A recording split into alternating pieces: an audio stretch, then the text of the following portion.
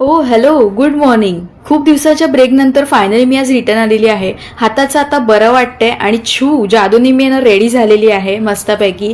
आज आहे ना एकदम फ्रेश फ्रेश वाटतंय बिकॉज ऑफ व्लॉगिंगला सुरुवात जी केली आहे. भाईंदरवरून आणलेलं नवीन पॅनचं आज आपण उद्घाटन करणार आहोत. त्याच्यावर घावणे आणि डोसे मस्त बनतात, तर विचार केला आज आपण घावणेच बनवूया. तर त्यासाठी आहे ना तांदळाच्या पिठाचं मस्त बॅटर तयार करून घेतले. बटाट्याच्या भाजीसाठी छान बटाटे बॉईल करून घेतलेत. माझा पहिला घावणा अगदी बरोबर नाही आला, बट नेक्स्ट घावणा तरी छान येईल ना, त्यासाठी ट्राय तरी करूया.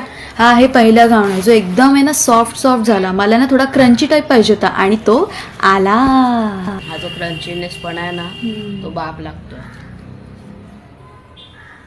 चांगल्या गोष्टीची सुरुवात ही नेहमी वाईटापासूनच होते. माझा घावणा पूर्ण करपून गेला.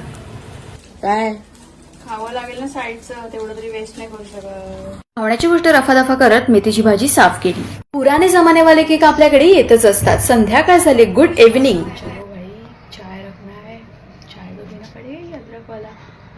फ्रेश कैसे लगेगा इतनी सी ठंड है यार. वाऱ्यावरती गंध पसरला ना ते मनाचे.